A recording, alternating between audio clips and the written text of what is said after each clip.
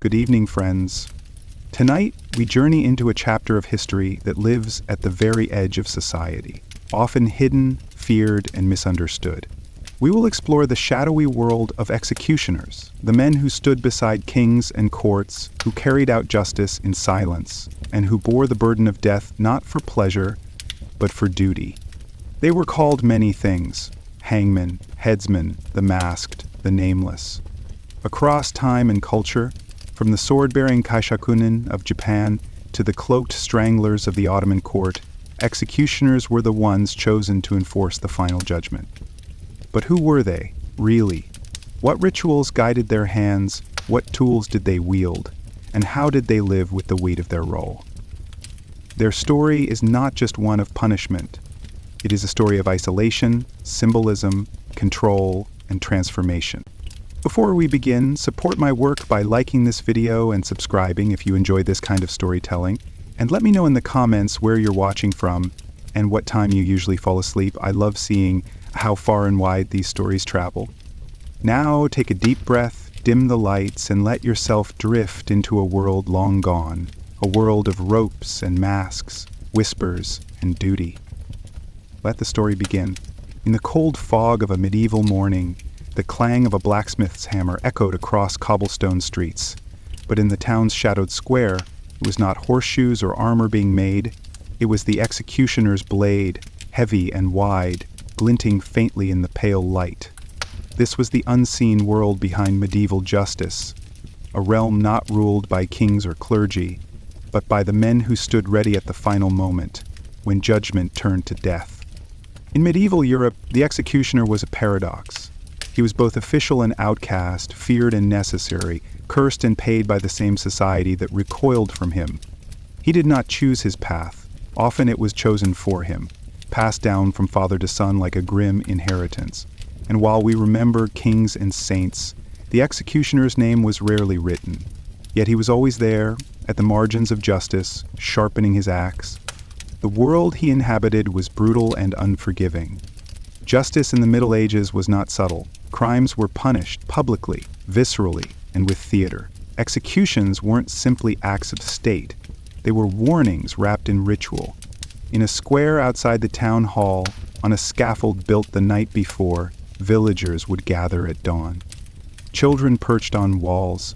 Merchants paused their trade. For the condemned, it was the final stage in a long performance, a last act that had been carefully choreographed. Executioners were trained in silence. There were no schools, no guilds, no official mentors. A father might teach his son how to swing cleanly, how to aim for the next hollow and avoid bone.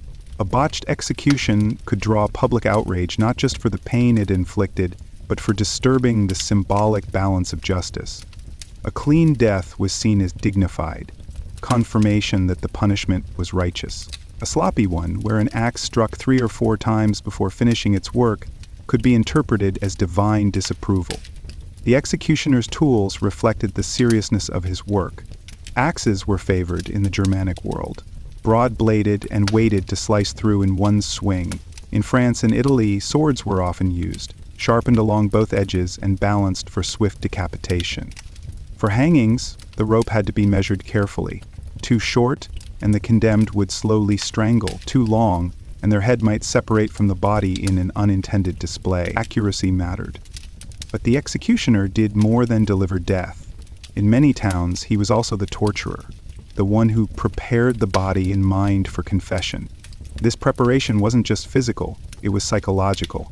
He lit the torches, arranged the rack, kept the iron hot. His duty was not simply to punish, but to extract truth, repentance, or guilt. Torture chambers were often hidden beneath city halls or within fortress basements. Cold stone, shackles, chains on the walls. The executioner worked in quiet shadows. He also served as the town's cleaner of moral filth. Dead animals in the street? He removed them. Suicides who could not be buried on sacred ground? He dug their graves beyond the town wall. If a body needed dismembering for public display, heads for pikes, hands for gates, he did it. These duties reinforced his exile from polite society. Though paid by the town, he lived on its edge, sometimes even forbidden from entering the church or marketplace except at designated hours. Children were taught not to look him in the eye. His home, marked with a blackened sign or distinct shutters, was passed by in silence. He might marry only within his own caste, or, more often, remain alone. But not everything was isolation. Some executioners formed quiet communities across towns and regions. They knew each other, they shared techniques. Some even became respected within their grim circles for their skill and precision. Clothing marked his role too. In many places he wore red, symbol of blood and punishment. In others he wore black or gray, the colors of death and forgetting. His face was not always masked. That popular image of a hooded killer came later, and more from theater than truth. In reality, the executioner's identity was known to all. He could not hide, only be tolerated. His income varied by crime. A petty thief might earn him a few coins. A noble's execution, rare but not unheard of, could bring silver. There were bonuses too. The clothing of the condemned or tools used in the crime were often his by tradition. Some sold these items to collectors or priests. Others burned them as a form of ritual cleansing. And the audience? They were an integral part of the ceremony. Execution was a civic event designed to reinforce order. The condemned might be paraded through the streets first, wearing signs listing their crimes. Clergy followed behind, reading psalms. The executioner stood upon the scaffold, silent, axe in hand. Then came the moment. If the prisoner repented, the crowd might sigh. If he cursed, they roared. When the axe fell, if it fell clean, the crowd murmured or applauded. And then they went home, leaving blood on the straw. Yet not all were desensitized. Some towns grew uneasy. In certain cases, executioners were denied burial in consecrated ground. Their children could not enter trade guilds. Over time, even as the church sanctioned their role, it never sanctified the man himself. He was forever between worlds, employed by Christian rulers to uphold law, yet often barred from salvation's embrace. This uneasy duality persisted for centuries. Executioners were indispensable to the system, yet condemned by it. They were trained killers hired to maintain peace, instruments of morality stained by their function. And though most went unnamed in the official records, their work left marks not only on the flesh of the condemned, but in the psychological memory of entire community. As the centuries unfolded, the executioner's craft became more entangled with spectacle, fear, and ritual than ever before. In the cities of Central Europe, Nuremberg, Frankfurt, Prague, the executioner became both a living symbol of state justice and a figure caught in superstition. In some towns, his mere presence was thought to curse a home or sour milk. In others, people believed he could heal. That paradox, reviled and sought after, followed him everywhere. Yes, some executioners had side roles as folk healers. Because they handled bodies, understood anatomy, and had access to herbal poultices used to treat wounds post-torture, they developed rudimentary medical knowledge. The irony was not lost. The man who broke bones might also be the one to set them. Women, especially poor ones, sometimes visited executioners for remedies or protective charms. Discreetly, at night, in exchange for eggs or bread. It was another secret layer in the social shadow they inhabited. Executioners also adapted to local traditions. In parts of Italy and Spain, a garrote was the favored method, a seated execution using a cord or iron collar to crush the throat. It required less blood, less spectacle, but no less finality. In Anglo-Norman England, hanging was most common, especially for thieves, rebels, and poachers. Gallows were often built on high ground or near roads, where crows and ravens circled above as constant reminders. Some executioners traveled from town to town, hired for major events. These itinerant professionals became minor celebrities in macabre circles, their skills whispered about at taverns or markets. He finishes in one blow, they said. His blade never falters. A few even developed reputations beyond their homelands. In Germany, Meister Franz Schmidt of Nuremberg is one of the rare executioners whose detailed journal survived. Over his 45-year career, he executed 394 people and left behind meticulous notes about each one. His writings show both clinical precision and emotional complexity. What stands out in these records is not only the list of crimes and techniques, but the degree to which Schmidt saw himself as a moral servant of the law. He was not boastful. He performed each duty with solemnity. In his eyes, the condemned deserved dignity, at least in the final moments. He gave them water, allowed final words, sometimes prayed with them. Such care was rare, but not unheard of. Other executioners copied this ritual, treating the act not as cruelty, but as sacred obligation.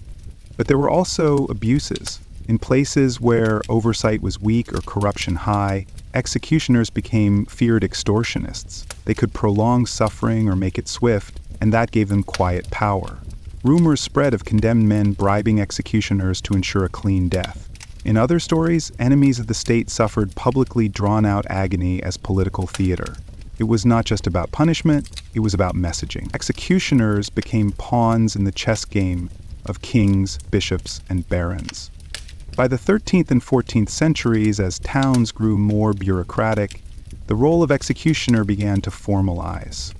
Cities kept records, payments were standardized. Some executioners even wore official insignia, badges or sashes when performing duties. Yet none of this erased the stigma. Their homes were still avoided. Children might throw stones. Priests gave communion with hesitation.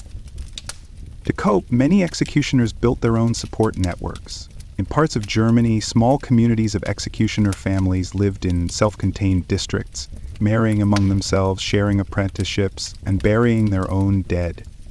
These micro-societies became distinct cultural worlds, blending the practical with the spiritual.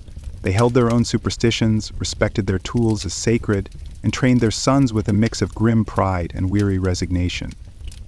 At the same time, the tools themselves evolved. Swords grew shorter for better control, axes were rebalanced, ropes were pre-treated and stretched to predict breaking points. Some cities even kept manuals, rudimentary guides, on angle, position, and timing. These weren't widespread, but they hinted how methodical the role had become. Public executions, meanwhile, were increasingly politicized. When a traitor was condemned, the event became a state parade. Processions stretched for blocks, trumpets blared, town criers read the sentence aloud, invoking the king's justice and God's will. Sometimes, effigies were burned alongside the condemned, to signal that their soul too had been judged. The crowd, always hungry for theater, played its part. Cries of God's mercy or strike true rang out. Vendors sold sweets and bread nearby. Children sat on shoulders. It was a festival of fear, a civic ritual that etched itself into memory. And through it all, the executioner remained calm, methodical, separate. But even executioners were not immune to conscience. Some records hint at men who quit their post after botched deaths or religious conversions. Others turned to writing, trying to process a life lived in blood. A few found peace in farming or blacksmithing after retirement. But their name never left them. Once marked, the stain remained. Church attitudes shifted over time as well. While earlier centuries treated executioners as necessary evils, later medieval theologians began to question whether such violent justice could be reconciled with Christian mercy. Some bishops denounced certain tortures. Others tried to regulate executions to reduce cruelty. But still, the axe fell, the rope swung, and the executioner stood at the center of this moral contradiction. By the 15th century, with the rise of early Renaissance humanism, cracks began to form in the foundations of medieval punishment. More voices, scholars, friars, poets, asked whether justice needed to be so visible, so physical. But those changes came slowly. For most of the medieval period, execution remained a public truth, the state's right to punish, made visible in flesh and fear. The executioner, silent beneath his hood or hat, was not just a killer, he was a mirror. In his blade, society saw its values: retribution, order, control. And when the scaffold was swept clean and the crowd went home, the executioner stayed behind, sharpening tools, cleaning blood, waiting for the next sunrise. He was always there, always watching, always ready. The year was 1793, and Paris trembled beneath the weight of its own revolution. The monarchy had fallen, the aristocracy scattered or arrested, and in the Place de la Révolution, what had once been the Grand Place Louis XV, a wooden platform now stood like a stage. Atop it, a tall device gleamed with mechanical certainty.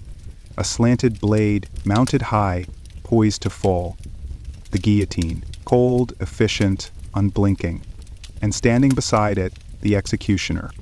The French Revolution didn't invent execution, but it revolutionized it. Before, the act of state killing was often slow, sometimes sacred, sometimes savage. But now, under the shadow of liberty, equality, and fraternity, execution became clinical. It was the promise of equality delivered through death. Kings, bakers, generals, and housewives all faced the same steel edge. One blade, one motion, one fate.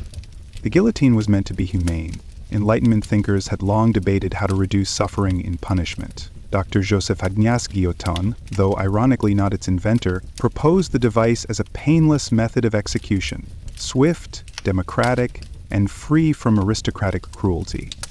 No more botched beheadings by nervous swordsmen, no more hanging errors or breaking wheels.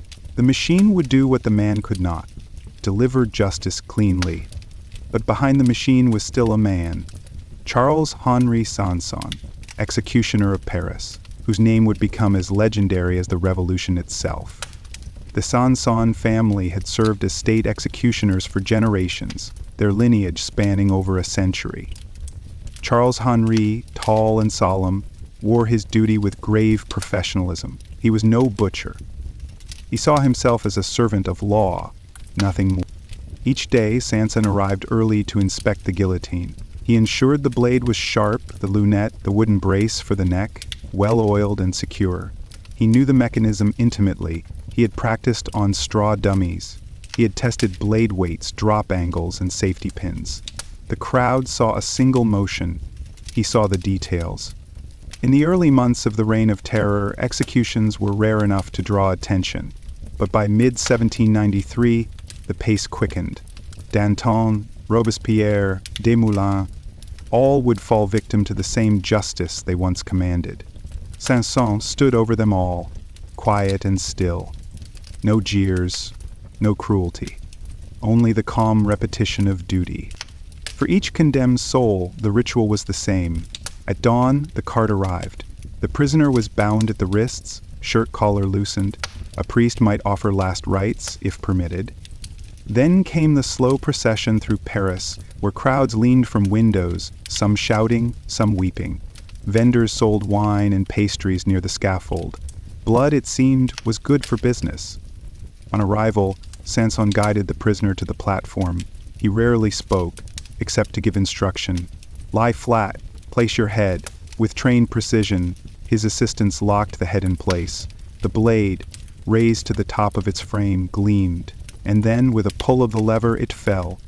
A sickening thump, a rush of red, a cheer or gasp, and then silence. The head, if notable, might be shown to the crowd. Marie Antoinette's severed head was lifted briefly for all to see. Her once powdered curls now soaked in crimson. Louis XVI, too, was displayed. For some, it was justice. For others, horror. For Sanson, it was just another day. He kept records, too. Like Franz Schmidt in Germany before him, Sanson wrote of each execution with clinical honesty. He noted names, crimes, demeanor. He wrote of the king's final words, "I die innocent of all the crimes imputed to me." He wrote of the queen's silence, and he wrote of his own weariness. Because beneath the efficiency there was exhaustion. The Reign of Terror demanded dozens of executions a week. Some days the guillotine fell 10 times before noon. Sanson's hands ached. His assistants grew numb. The crowd grew crueler. Children laughed. Jokes spread about heads that blinked or spoke post-capitation. Rumors swirled that the victims still felt pain, if only for a few seconds. Some scientists believed the brain remained active briefly, and so eyes were watched closely after the fall. Did they blink? Did the lips move? The guillotine, meant to remove suffering, had birthed a new curiosity about the boundaries of death. And Sanson, always present, always composed, bore it all in silence. His family became the face of justice in a time when justice had no face. He knew many of the victims personally. Some had dined with him before the revolution. Others had been his protectors. Yet when their names appeared on the list, he did his duty. He could not refuse. To do so would invite suspicion, and possibly his own appointment with the blade. But the irony was heavy. The revolution had promised an end to tyranny, an end to cruelty. Yet here was a city soaked in blood, led by men who spoke of liberty while pointing toward the scaffold. Execution had become mechanical, not just in form but in frequency. It was justice at scale, and Sanson was its executor-in-chief. Yet not all executions were political. Common crimes, thievery, desertion, betrayal, still earned a spot beneath the blade. And through it all, the crowd remained. They came by the hundreds. Rain or sun, children on shoulders, sellers hawking revolutionary biscuits, pamphleteers shouting headlines. It was theater, grotesque and addictive. Contests, whether famous or unfamous, and all these prophets were religious entities, economic. By 1794, even the architects of terror began to fall. Robespierre, the voice of incorruptible justice, was himself dragged to the scaffold, wounded, broken, silenced by the very mechanism he championed. Sanson executed him with the same quiet precision. No favor, no hesitation, just duty. When the terror ended and the guillotine fell silent, for a time, Sanson retired. He died a few years later, his name etched in the history of a nation that had eaten its own revolution. He never boasted, he never defended, he merely did the work no one else would. The work of proving and progressing.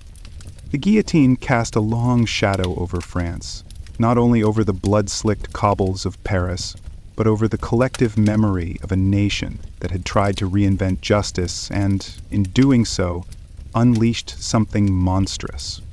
After the Reign of Terror ended in 1794, the fever pitch of public executions slowed, but the guillotine remained. It was too efficient to discard. For decades, it would continue to serve as the final tool of the state, not just during revolutionary purges, but as a routine part of criminal punishment in the 19th century. It lingered on even into the 20th, with France's last public execution by guillotine occurring in 1939, and its final use in 1977. The machine that once symbolized liberation had outlived the revolution itself. But in the early years following the terror, the French people struggled to reconcile what they had witnessed. Children who once perched on their father's shoulders to watch beheadings grew into adults haunted by the thud of the blade. Streets where execution carts once rolled became unspoken zones of trauma, and the executioners, once publicly visible, even familiar, faded again into suspicion and isolation. Charles-Henri Sanson, retired and aging, was both legend and ghost.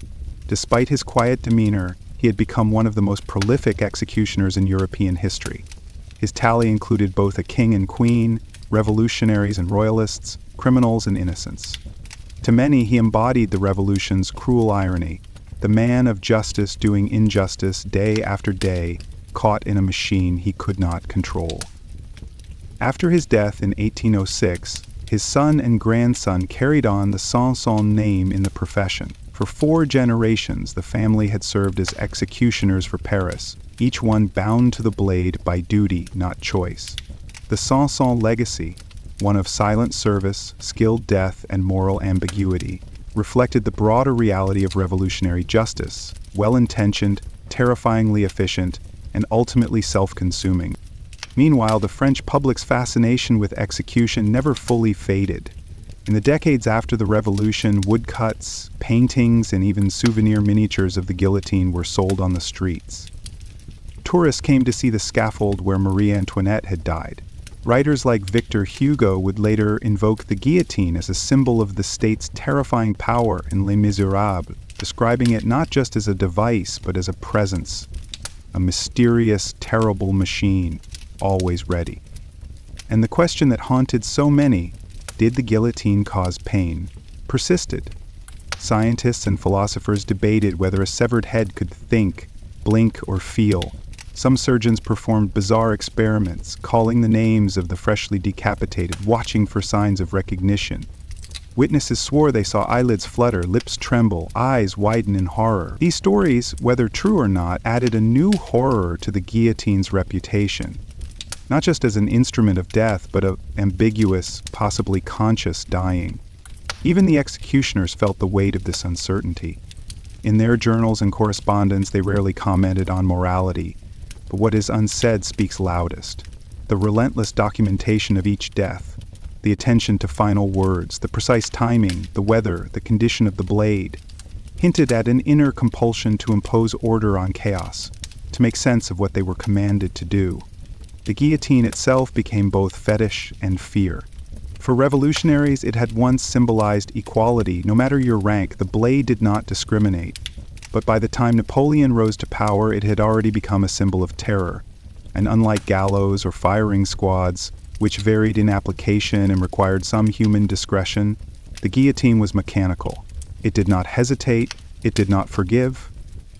Yet even it was not perfect. There were mishaps, instances when the blade jammed or did not kill cleanly. On rare occasions, a second drop was needed. These failures were catastrophic for the executioner's reputation and could turn a solemn execution into a riot. In such moments, the illusion of clean justice fractured, and the crowd, once eager spectators, became horrified witnesses. Public attitudes toward executioners also evolved. During the Revolution, they had been respected for their professionalism. Afterward, they returned to their former status, tolerated but shunned. Their homes were still avoided, their names whispered. Children might cross the street to avoid passing by. And yet, their services were still required. Some became reclusive. Others, like members of the Sanson family, attempted to publish memoirs, seeking perhaps not fame but understanding. They wanted to be seen not as monsters, but as men trapped in a role larger than themselves. They had not chosen to be symbols of death. They had inherited the responsibility of law, however grotesque it became. By the end of the 19th century, France began to limit public executions. The guillotine was moved behind prison walls, its blade hidden from the public eye. No longer was death a civic spectacle. It had become private, bureaucratic, sanitized. And so too faded the role of the executioner. From a public figure commanding fear and awe, he became a technician, anonymous, faceless, unremarkable, a man behind a curtain, pushing a button. The age of theatrical justice was ending. But the legacy remained. The story of Charles-Henri Sanson and his successors endures because it speaks to a larger human truth, that justice, when entangled with spectacle, can easily become horror. That even those who wield the blade may suffer from its shadow, and that machines, however efficient, do not remove the weight of moral consequence. In the French Revolution, executioners were both instruments and victims of history. They did not craft policy, they did not write laws, but they were tasked with carrying them out, over and over, until the nation's thirst for blood was finally quenched. Their names may not be spoken in reverence, but their hands, steady, silent, and stained, shaped one of the most violent and pivotal chapters of the modern world. In the hushed bamboo groves beyond Edo, where the mist clung to pine needles and the shrill call of cicadas filled the air, a procession moved with solemn purpose. At its center walked a man dressed in plain robes, his face stoic, eyes lowered. Before him, attendants carried a lacquered box. Inside was a finely polished blade, not for battle, but for justice. This was not the march of a soldier or samurai, but of an executioner, and in feudal Japan, his path was one of shadows and silence. Unlike Europe's executioners, who were often publicly scorned or feared, Japan's executioners belonged to a hereditary class known as the burakuminyu, an outcast group marked by birth and occupation. They were responsible not only for executions, but also for tasks considered impure, handling corpses, tanning hides, and burying the dead. In a society that prized spiritual purity, These tasks placed the burakuminyo beneath the lowest social rung, and yet, in moments of law and punishment, they held the blade of final authority. Execution in feudal Japan was not always the spectacle it became in the West. It could be discreet, silent, even private, carried out in temple courtyards or behind the walls of a daimyo's estate. But when it was public, it was unmistakably theatrical. Crowds assembled not to witness gore, but to bear witness to justice, honor, or in some cases, shame. The method of execution often depended on the crime and the status of the condemned. For the samurai, execution was sometimes offered as an act of seppuku, ritual suicide by disembowelment. But this was no solitary gesture. It was a choreographed ceremony, and a second man, the kaishakunin, was essential to its completion. His role? To end the samurai's suffering by swiftly beheading him at the moment after the abdominal cut was made. This was no mere killing, it was a sacred duty, performed with precision, honor, and restraint. The kaishakunin had to be chosen with care. He might be a trusted friend, a loyal retainer, or a fellow warrior trained in the discipline of controlled violence. His blade had to be sharp, his timing perfect. A delayed strike, or one delivered too soon, could bring shame upon both men. The goal was to make the decapitation clean, almost beautiful, a final gift of mercy. In this, execution was not a punishment, but a parting gesture between warriors. To be a kaishakunin was an honor, not a disgrace. But for commoners and criminals, execution was more brutal. Thieves, arsonists, and traitors were executed by beheading, hanging, or more rarely, crucifixion, a punishment adopted during certain periods for its psychological and symbolic impact. Japanese crucifixion differed from the Christian variant. Victims were tied to a T-shaped cross and pierced with spears, often in a public space. These events were carefully staged and served as deterrents more than spiritual reckonings. In large cities like Edo, Kyoto, and Osaka, designated execution grounds lay at the city's edge. The most infamous of these was Suzugamori, located in Edo. There, by the sea, condemned criminals were tied to posts at low tide and left for the waters to rise and swallow them, or executed outright by sword or fire. Crows crusted overhead. Salt crusted the rocks. The dead were buried nearby in unmarked graves. Travelers sometimes hurried past the area, averting their eyes, whispering prayers. The executioners at places like Suzugamori were not faceless henchmen. They belonged to families whose surnames were recorded and remembered, though not always kindly. The Yamada family, for instance, held the position of official sword testers and executioners under the Tokugawa shogunate. Their role was both practical and ceremonial. They not only carried out executions, but also tested the quality of swords by slicing through the corpses of the condemned, a practice known as tameshigiri. Tameshigiri was not mere cruelty. It was a craft. The cut had to pass through bone, muscle, and sinew in a single motion. Records would be kept, often carved into the blade's tang, noting the number of bodies the sword had passed through and how cleanly. A sword that could slice through multiple corpses in a single stroke was treasured. Some such blades survive to this day, bearing quiet witness to a time when steel and flesh met under solemn gaze. Yet despite their technical skill and indispensable role, executioners were socially reviled. Their homes were built apart from towns. They could not intermarry with higher castes. In Buddhist temples, they were denied certain rituals. Their children, too, bore the stain. Even when adoption or name changes offered escape, discovery often led to rejection. To cope, some executioner families created secret lineages. They passed down rituals, tools, and discipline in silence. Training began early, not just in swordsmanship, but in restraint. A good executioner was not a savage, but a technician. He learned to observe posture, read fear, and deliver death without error or hesitation. Yet the emotional toll was real. Some journals and family records hint at inner conflict. Men wrote of dreams haunted by the condemned. Others describe strange rituals performed after executions, baths in sacred water, prayers whispered at roadside shrines, charms worn beneath the kimono. These were not gestures of guilt, but of spiritual cleanliness. Death, after all, was contagious, not just in blood, but in karma. Over time, as Japan modernized, and the Meiji Restoration swept away the old class hierarchies, the executioner's role changed. Public executions declined. Western-style legal codes replaced shogunate edicts. But the memory of the executioner, the man behind the sword, the family behind the name, lingered in cultural memory. Even today, in rural parts of Japan, whispers of Burakumin ancestry can carry social weight. Though legally abolished as a caste, old prejudices still stir beneath the surface. The executioner, long vanished from the scaffold, remains a symbol of Japan's complex dance between purity and violence, honor and silence. The rituals surrounding executions in feudal Japan did not arise in a vacuum. They were reflections of a society deeply attuned to the codes of Bushido, the way of the warrior, and to Buddhist and Shinto beliefs about purity, karma, and death.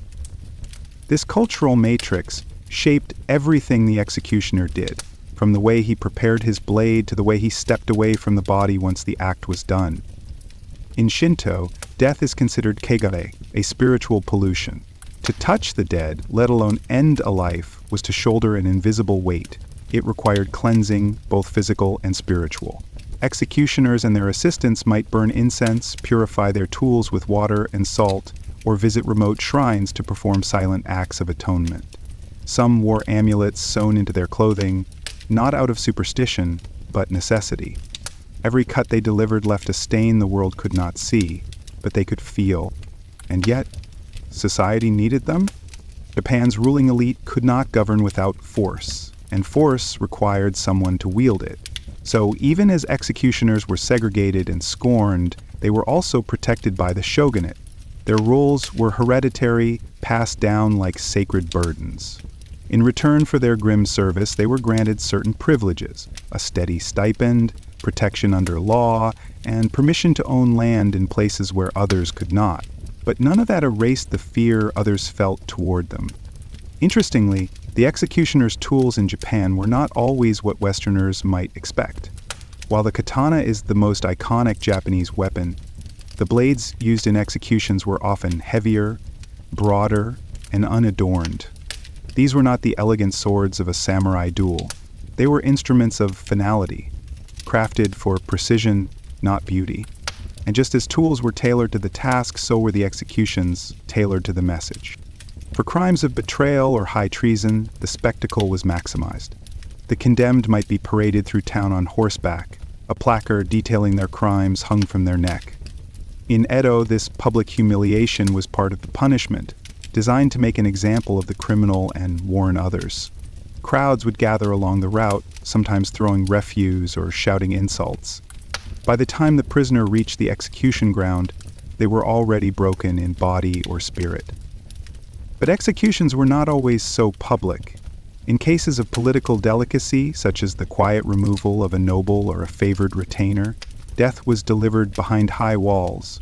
Sometimes the condemned was allowed to compose poetry or drink sake before the act. These final gestures of culture and calm reflected the belief that even in death, one's spirit should remain composed. The blade did not only sever flesh, it liberated the soul. Among the Burakumin executioner clans, oral histories and legends grew. Some families believed that performing executions gave them insight into the afterlife, that they were not merely ending lives but guiding spirits. Others saw themselves as karmic instruments, returning balance to a world out of order. This belief system was neither wholly religious nor secular.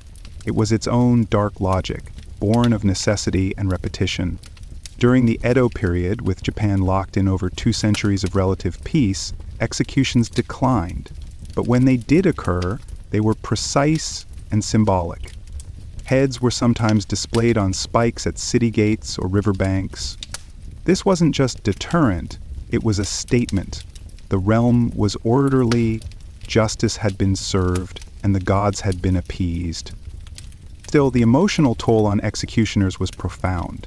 Diaries and accounts from descendants suggest nightmares, isolation, and a desperate longing for redemption.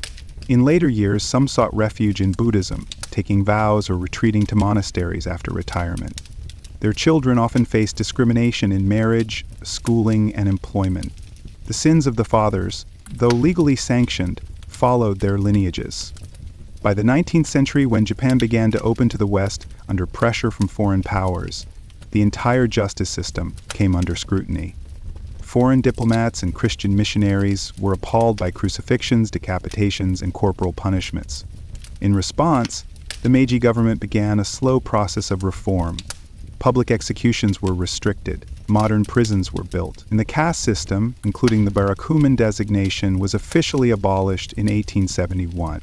But erasing centuries of social stigma takes more than a decree. Executioner families continued to face prejudice well into the 20th century. Their descendants were often denied jobs, their family names quietly blacklisted. In some cases, these lineages were erased entirely, names changed, graves moved, stories buried. And yet, in temple archives, rural shrines, and aging family scrolls, the memories remain. Today, Japan has long since abolished capital punishment by traditional means. Executions are carried out in prisons, behind closed doors, by modern procedures. Few know the names of those who perform them. The sword has been replaced by silence. But in literature, theater, and film, the image of the executioner endures, not as a villain, but as a tragic figure, a man caught between duty and damnation, a blade raised not in anger, but in ritual, a servant of justice, exiled by the very world he protected. In the shadows of Kyoto's temples or the back alleys of rural towns, older generations still whisper of the men with clean hands and heavy hearts. Men who stepped forward when others stepped back. Men who bowed their heads, gripped their blades, and carried the burden of death so others would not have to. Their names are mostly forgotten, but their silence still echoes. The Roman Empire, vast and ruthless, was built not only on roads and legions, but on a foundation of order through fear. Justice was loud, public, and unapologetically violent. From the blood-soaked sands of the Colosseum to the crucifixion hills beyond the city gates, punishment was a performance, and execution was the final act. At the center of this grim theater stood a man, often nameless and invisible, yet essential, the carnifex, the Roman executioner. Unlike the ritualized precision of the Japanese kaishakunin or the appointed families of medieval Europe, Roman executioners held a curious and paradoxical role. They were both feared and forgotten, slaves, freedmen, or outcasts, tasked with delivering state violence without receiving any of the dignity or recognition that might accompany such responsibility. The carnifex was necessary, but never honored. He was the hand of the law, but not a citizen under it. His tools were not sacred. They were brutal. A hammer for crushing joints, an axe for beheading, chains, hooks, and scourges for flaying flesh. He wielded these not in silence, but often amidst the roar of a crowd. And he did not work in hidden corners. He worked on elevated platforms, execution hills, or amphitheaters, where the Roman public could gaze upon justice in its rawest form. In a society obsessed with status, execution was tiered by class. Roman citizens, no matter their crime, were typically granted more honorable deaths. The sword, a clean beheading, was considered a dignified end. Those of noble birth might even be allowed to take their own life, to avoid public disgrace. But for slaves, rebels, and foreigners, death came in crueler forms. One of the most feared and infamous was crucifixion, a punishment reserved for the lowest of the low. It was not simply execution, it was a prolonged, agonizing humiliation meant to strip away not only life but identity. Victims were stripped naked, scourged until their skin hung in ribbons, then nailed or tied to a cross and left to die slowly under the sun. Days could pass before death finally arrived. Sometimes hastened by birds or wild dogs, it was the carnifex who prepared the body, raised the cross, and stood watch. Not as mourner, but as warden. The executioner's presence extended beyond the crucifix. In the Colosseum, Rome's grandest theater of death, execution was part of the daily schedule. Between gladiator matches and exotic beast hunts, condemned criminals, often slaves or prisoners of war, were executed in stylized theatrical ways. Some were made to reenact mythological scenes, such as the death of Prometheus or Hercules, with real blades and real death. Others were left naked and unarmed, thrown to wild animals, as the crowd cheered. These were called damnatio ad bestias, condemnation to the beasts. Behind the curtain of the arena, it was the carnifex who prepared the condemned. He stripped them of clothing, bound them in chains, or smeared blood on their bodies to heighten the spectacle. Sometimes he administered drugs to delay unconsciousness. Other times he was told to ensure maximum pain. Mercy was not part of his vocabulary. The show demanded suffering. Outside the games, the executioner also served the magistrates in courts. When a Roman judge pronounced death, it was not symbolic. The carnifex would be summoned to carry out the sentence, often on the spot. There were no long appeals or prison delays. In some cases, he was the one who tortured confessions from the accused, especially slaves, whose testimony was considered invalid unless extracted under duress. A whip, the flagrum, or heated irons might be used. Torture wasn't just allowed, it was codified, expected. In cities across the empire, executioners became unofficial extensions of state power. In provincial outposts where Roman authority was thin, their presence reinforced control. In Judea, Gaul, or Britannia, uprisings were suppressed with swift and public executions. Bodies were displayed on crosses or left to rot on spikes. Roads leading into cities were sometimes lined with the corpses of rebels, a silent warning to any who passed. And yet, despite their essential role, the carnifex held no true place in Roman society. He could not live among regular citizens. He could not marry into respectable families. His children were often marked by association. Some executioners were slaves, others freedmen. But even if manumitted, they remained tainted by their past. They were seen as tools, not people. Rome demanded their work, but refused them humanity. Some carnivoruses tried to hide their identities. They moved to the outskirts of towns, used aliases, or worked through intermediaries. Others embraced the fear they inspired, dressing in ominous garb or cultivating terrifying reputations. But most lived quiet, difficult lives. When their usefulness ended, due to age, injury, or a new regime, they often vanished, discarded like the very bodies they once disposed of. Still, the Roman executioner left traces. In ruins across the Mediterranean, archaeologists have uncovered burial pits filled with mutilated skeletons, signs of mass executions or punishment pits. In legal texts, there are records of their fees, rolls, and occasional punishments for overstepping bounds. In graffiti and satirical plays, they appear as grotesque figures, comic and cruel, symbols of Rome's darker faith. Perhaps the most chilling aspect of the Roman executioner is how ordinary he could appear. No robes, no mask, no grand title. Just a man with a job, one who sharpened blades in the morning and cleaned blood at dusk. A man who was both invisible and unforgettable. A servant of law in a world where law and violence were one and the same. In the world of the Roman Empire, execution was never just about punishment. It was also a language, a system of symbolic gestures that communicated Rome's values: obedience, control, hierarchy, and divine favor. Death, when administered by the state, became a performance of dominance. And the executioner, invisible though he remained, was the quiet orchestrator of this dark theater. To the Roman citizen, justice had to be seen to be believed. A condemned senator might be offered a sword and ordered to fall on it, a noble death. But for slaves, foreigners, and rebels, death had to be ugly. It had to happen in the public square, the marketplace, or the arena, where thousands could watch. This was Rome's way of making abstract authority into something visceral, something that bled. One of the most telling examples of execution's symbolic power lies in the practice of crucifixion.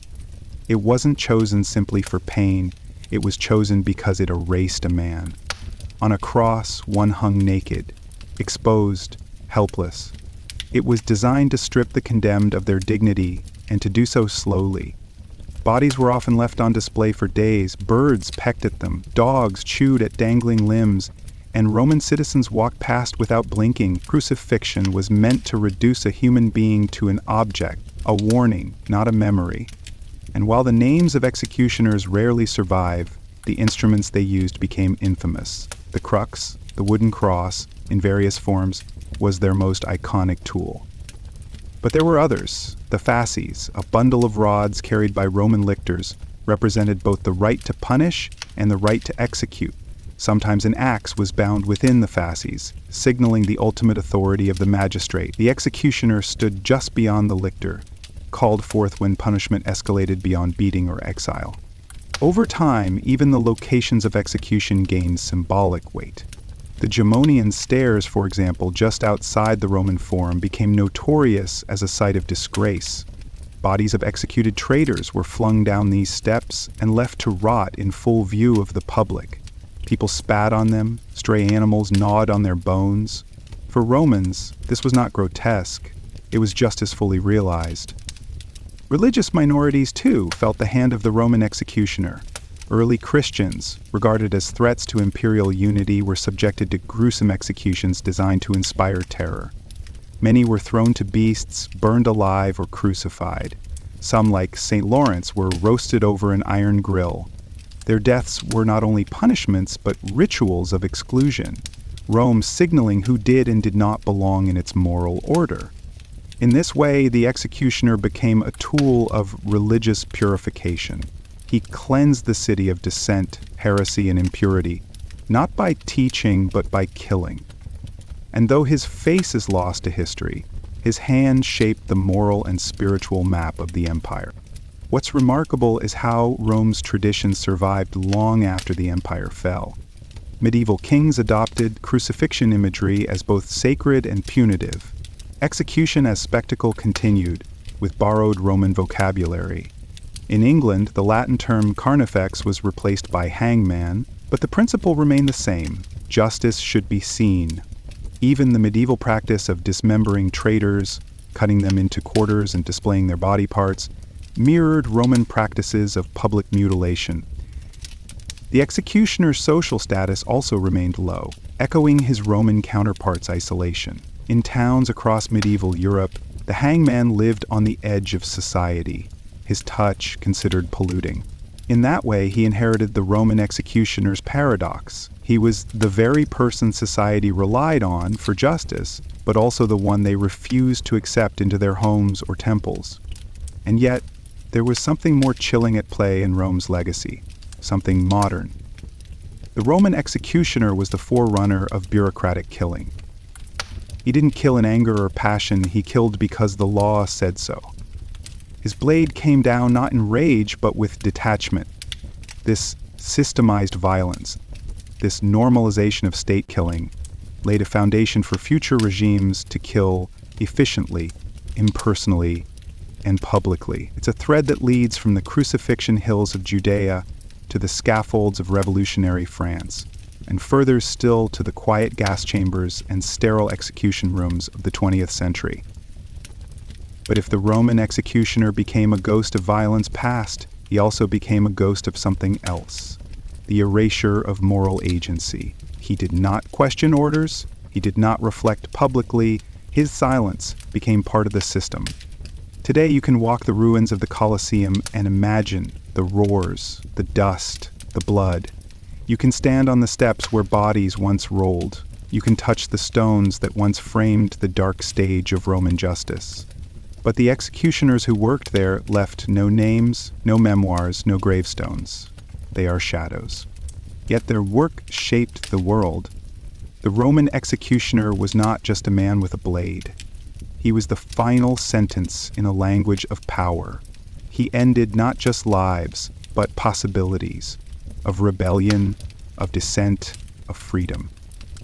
And in doing so, he helped write the longest-lasting empire's darkest lines. In the heart of the Ottoman Empire, beneath the domes of Topkapi Palace, and among the polished courtyards of Istanbul, power moved quietly, like silk on marble. It was a world of whispered orders, veiled intrigues, and courtly formality. Yet behind that poise and splendor lay the iron machinery of justice. The empire, spanning 3 continents and centuries of rule, was not held together by words alone. It was maintained subtly, often silently, by death. And in this empire of scholars, sultans, and scholars, there was always someone holding the bowstring or sword, waiting to end a life. Unlike the theatrical cruelty of Rome or the public tortures of medieval Europe, the Ottomans preferred discretion. Execution was not a public affair. It was a duty carried out behind walls, in candlelit chambers or garden corners, swift, clean, and largely silent. The men who performed these tasks were not always known by name, but they were always present. The most famous of these figures was the Selot, or Ottoman executioner. He was not a butcher, he was a servant of the state, a shadow among shadows. And, unlike his European counterparts, the Selot worked primarily out of sight. His work was vital, sacred in its way, but socially polluting. He lived apart from society, often near cemeteries or city gates, where the echoes of the dead would not disturb the living. The executioner's job in the Ottoman Empire required unquestioning obedience. He did not pass judgment. He did not speak. He killed because the sultan or the vizier had ordered it. That was enough. And in a system where power was absolute and centralized in the person of the ruler, obedience was the highest virtue. Yet even in this world of silent death, there were rules. Under Islamic law, Sharia, the shedding of blood was considered undesirable, especially when taking the life of a fellow Muslim. So the Ottomans developed unique methods of execution to align with both their legal codes and cultural sensibilities. One of the most common methods was strangulation, often by silk cord or bowstring, a method believed to preserve the dignity of the condemned and avoid the spilling of blood. The bowstring, often a garrote of silk or woven linen, became the signature of the Ottoman executioner. It was not crude, it was precise. The executioner would loop it around the neck of the condemned and pull with practiced skill, sometimes from behind, sometimes with the help of an assistant. Death came quickly, often without a sound. In some versions, 2 men pulled in opposite directions. In others, the condemned was placed on his knees and gently tipped forward as the cord tightened. Such executions often took place in the gardens of the Topkapi Palace, beneath cypress trees and among rose bushes, as if to blur the line between life and death with beauty. The condemned, whether a corrupt official or a rebellious janissary, would be escorted to a quiet courtyard where the executioner waited without words. There were no crowds, no clanging bells, only the rustling of leaves, the tightening of the bowstring, and a life snuffed out with all the ceremony of extinguishing a candle. The most chilling aspect of this method was its silence. It allowed the palace to carry out justice without spectacle, to remove threats without shaking the delicate image of control.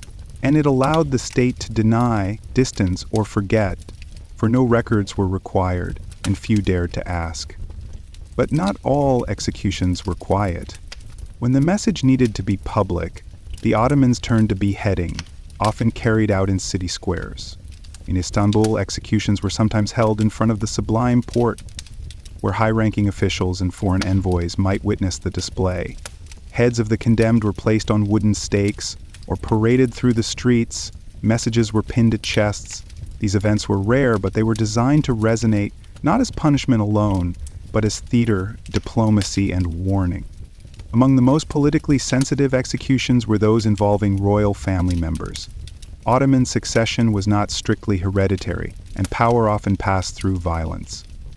Sultans, upon ascending the throne, sometimes ordered the execution of their own brothers to prevent future rivalry. This practice, known as fratricide, was considered a grim necessity, the cost of stability.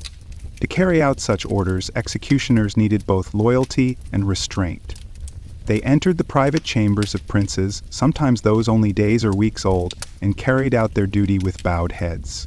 The silk cord was used even here. Bloodless, wordless, a state ritual cloaked in sadness. The executioners who performed these acts were paid well, but lived with stigma. In many cases they were recruited from foreign-born slaves trained in the palace system, men with no family ties to the court, no loyalty except to the throne. They were trusted precisely because they were disconnected. In death, executioners were buried separately. In Istanbul, there exists a Selitlar Mezar Ligi, executioner's cemetery, where gravestones remain anonymous, no names, no prayers, just simple markers. Even in death, they were kept at the edges of memory. But the Selat did not always act alone. The Ottoman system of justice also included the Subasi, the chief of police, and various agents of the Divan, the Imperial Council, who conducted investigations, arrested suspects, and occasionally administered sentences. And behind them, watching from screens or listening behind walls, were the palace eunuchs, power brokers who could both protect and destroy with a whisper. Justice in the Ottoman Empire, therefore, was not a single blade, but a system, a network of hands, eyes, and minds. And the executioner, though at the end of the chain, was its most definitive expression. When he acted, all arguments were over. And yet, some Selats are remembered. Barely. One tale speaks of a legendary executioner who worked under 3 sultans, his hands steady even in old age. He is said to have lived alone, refusing to speak of his work. Another story tells of a Selat who wept after strangling a former vizier he once served tea to. Whether myth or memory, these stories reveal something essential, that even in a world built on silence, emotion found its way to the surface. To truly understand the executioners of the Ottoman Empire, we must step beyond the garden walls of Topkapi Palace and peer into the legal, cultural, and spiritual frameworks that gave their work meaning, or, at the very least, allowed it to exist without resistance. The Ottoman legal system was a hybrid creation. It merged Sharia law, drawn from Islamic religious principles, with Qanun, the sultanic law codified by rulers like Suleiman the Magnificent. While Sharia emphasized divine justice and procedure, Qanun addressed the practical needs of empire, governance, taxation, military law, and yes, punishment. This dual system allowed for remarkable flexibility in judgment. It meant that an execution might be sanctioned either as a religious imperative or a matter of imperial necessity, or sometimes both. Punishment in the empire was understood not as vengeance, but as preservation. Preservation of social order, of moral codes, and above all the power of the sultan, the executioner. The Selat was not a monster. He was a custodian. He swept away decay to prevent rot from spreading. But even so, Ottomans were uneasy with the taking of life. There were elaborate checks in place. A condemned man had to be sentenced by a qadi, a judge trained in Islamic jurisprudence. Witnesses had to be heard. In many cases, the accused could pay diya, blood money, to avoid execution, a practice rooted in the Quran. The Sultan himself might intervene and grant a pardon, or aif, especially on religious holidays. Mercy, after all, was a mark of divine authority. Yet when execution did proceed, its symbolism ran deep. The method, often strangulation by silk bowstring, was not chosen randomly. Silk was noble, expensive, and soft. It suggested quietude, restraint. But its softness was deceiving. In the Selat's hands, it was deadly. This contradiction mirrored the Ottoman philosophy of power, refined on the surface, absolute underneath. A silk cord could kill a grand vizier just as easily as a street thief. Even the location of executions was heavy with meaning. Within Topkapi Palace, there was a discreet courtyard known as the Yaslibach, or the Quiet Garden, used for carrying out high-profile executions. Its serenity belied the finality of what occurred there. For lesser criminals, execution grounds existed outside the palace gates, near cemeteries or gallows hills. These spaces were not hidden, nor were they emphasized. Death, in the Ottoman worldview, was both inevitable and unremarkable. Yet when a lesson had to be taught, spectacle returned. During times of political crisis, heads of traitors were mounted on stakes outside the Sublime Porte, the administrative heart of the empire. Janissary rebellions, court conspiracies, and failed coups often ended in public beheadings. The bodies left on display for days. Crowds gathered. Markets paused. The empire flexed its muscle through silence and gore. Such moments were rare but powerful. They reminded the people, from merchant to noble, that no one stood above the law and that loyalty to the sultan was not optional. In those instances, the executioner became a living boundary, a figure who defined the limits of acceptable behavior. And he did not operate alone. The Ottoman system of punishment extended beyond death. The subasi, or city enforcers, patrolled urban centers, dealt with criminal cases, and made arrests. Torture was used in investigations, though less frequently than in Christian Europe. The salat's role often came at the end of a process, a clean punctuation mark on a grim sentence. But his role also included something many forget: the disposal of bodies. In Istanbul, the zealot would transport corpses to the executioner's cemetery. Simple, unmarked graves far from the sacred tombs of saints and scholars. Executioners often buried their victims personally, sometimes under cover of night. There was no ceremony, no name carved in stone. The grave swallowed not just the body, but the story. Even the executioners themselves were buried there. The Selatar Mezarligi, or Cemetery of Executioners, still exists in Istanbul, overgrown, quiet, almost forgotten. The tombstones are deliberately anonymous, often capped with blank stone spheres. There are no epitaphs, no lines of poetry. These were not men meant to be remembered. Still, some left traces in folklore. There are whispered tales of Selats who refused to kill innocent men, who vanished into the forests or lived among dervishes. Some were said to carry prayer beads or to whisper Quranic verses before each act. Others claimed to be haunted by dreams, by shadows, by the eyes of those they strangled. Whether these stories are true or not, they speak to the burden that even official violence carried. The Ottomans knew this. For all their mastery of law and empire, they understood that to kill was to carry a weight. That's why the zealot lived apart, why his children rarely married well, why his name dissolved like smoke. But his function never disappeared. Even after the fall of the Ottoman Empire in the early 20th century, the structure of execution, quiet, official, and socially distanced, persisted in many parts of the Islamic world. Executioners continued to act in silence. Death remained a tool of governance, not vengeance. And the lesson of the Ottoman executioner endures that true power does not scream, it whispers. It walks softly in the palace gardens, it wears silk gloves, and when it strikes, it does so without warning, but never without meaning. Long before the blade fell, before the noose tightened or the stake caught flame, there was the chamber. Small, dark, echoing with fear, the torture room was where execution truly began. In many societies throughout history, execution was not a clean-cut event. It was a process, a transformation. The accused entered as a person, but the state needed them to exit as a symbol, and for that, pain was often the intermediary. The executioner in these instances was not merely an ender of lives. He was also a shaper of narrative. Whether sanctioned by religious courts, imperial judges, or military tribunals, served to break the spirit, destroy denial, and prepare the body for spectacle. It had legal, theatrical, and spiritual purposes, and it came with tools, many, many tools.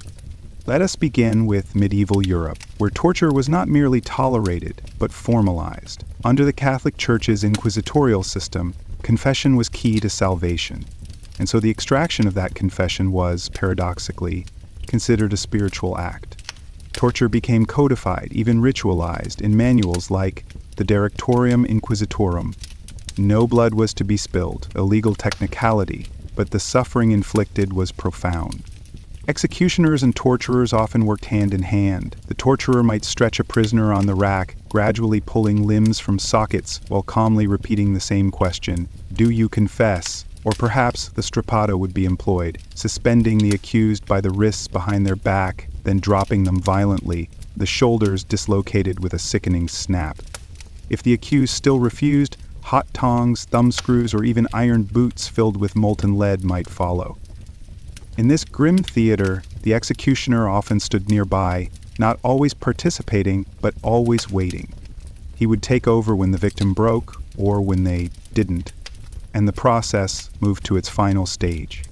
In other parts of the world, similar logics unfolded.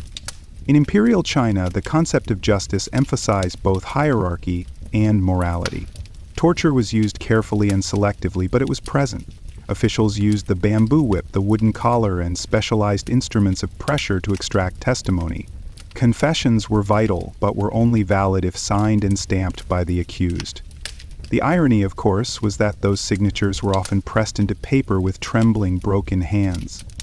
In Islamic courts during the Abbasid or Ottoman periods, torture was officially discouraged, yet it crept into dark corners. While Islamic jurisprudence typically required multiple eyewitnesses for capital crimes, when treason, heresy, or political sedition was suspected, the tools of pain returned. The whip, the bastinado, beating of the soles, and iron fetters became instruments of coercion. Across the Aztec Empire, public torture and execution often blended into religious ritual. Captives might be bound, starved, or ritualistically bled in the lead-up to a ceremonial death. Pain wasn't just punishment, it was offering, purification, spectacle. And then there was preparation, the stage between torture and death. This phase was every bit as deliberate. In medieval Europe, condemned heretics might be paraded through the streets in rags, wearing a sign of their crime, sometimes with shaved heads, bleeding backs, or iron collars. The goal was to make them visible, to mark them as already dying. In many cities, the path to the scaffold was lined with jeers, rotten food, and solemn monks. This was the long death, drawn out in both time and emotion. In feudal Japan, preparation had its own rituals. Before a samurai was permitted to commit seppuku, ritual suicide, he would bathe, dress in white, and compose a death poem. The assistant executioner, the kaishakunin, would be present not to torture, but to end the suffering quickly with a swift, respectful beheading once the act began. Here, preparation was spiritual, even honorable, but in the punishment of criminals or enemies of the daimyo, it could be brutal. Binding techniques, called hohejutsu, became a form of psychological and physical restraint, each knot a message of humiliation. In the Ottoman Empire, preparation was understated but no less chilling. The condemned might be led through the gardens of Topkapi Palace, offered water or a prayer, then taken to a quiet place where the silk cord awaited. There was little torture here, but the weight of inevitability was heavy. Some wept. Others recited the Shahada, the Islamic declaration of faith. Knowing these were their last words, the executioner never spoke. Preparation was also physical. Bodies were washed, garments removed or changed, sometimes branded. In colonial regimes like those of the British or Spanish empires, slaves or rebels might be flogged, shaved, or shackled in ceremonial iron. These weren't simply logistical steps. They were rituals of dehumanization, designed to remind both victim and audience who held power. And finally, there was the psychological preparation, often the cruelest of all. To await death is to die slowly. In many traditions, prisoners were held in dark cells, their food rationed, their visitors restricted. They were made to hear the sound of the gallows being built or the axe being sharpened. In France, during the time of the guillotine, some prisoners reported hearing the wheels of the death cart as it approached, a distinctive sound that meant their time had come. In these final hours, some begged for mercy, others prayed, a few went mad. Executioners knew how to read these signs. They prepared accordingly, whether with chains, calming words, or quiet force. And through it all, ritual mattered. From the tying of ropes to the oiling of blades, from the lighting of torches to the unrolling of scrolls, each motion was a step in a process meant to affirm the state's control. Death was not chaotic, it was choreographed. And the executioner, though often silent, was the conductor. If torture broke bones in the chamber, it broke something else in the streets. The will of the people. The suffering of one became a signal to all. In the eyes of rulers and inquisitors, torture wasn't merely a method of extracting truth. It was a tool of social engineering. Across history, this was perhaps its most chilling success. Let us return briefly to medieval Europe, where the Inquisition treated torture not as vengeance, but as a means of revelation. The inquisitor didn't shout. He asked questions calmly. Then he stepped aside and allowed the assistant, sometimes the executioner, sometimes a separate torturer, to begin the work. A single confession, wrung out under duress, could implicate dozens more. Accused heretics named others to make the pain stop. Friends, neighbors, even family. Entire communities could unravel under one scream. In this way, torture didn't just silence, it infected. It turned people against one another, weaponized fear, and made the executioner not just the punisher of crimes, but the producer of narratives. Inquisitors wrote these confessions down, and they became part of official record. History, as a result, was often written in bruises. The public preparation of condemned persons played a similar role.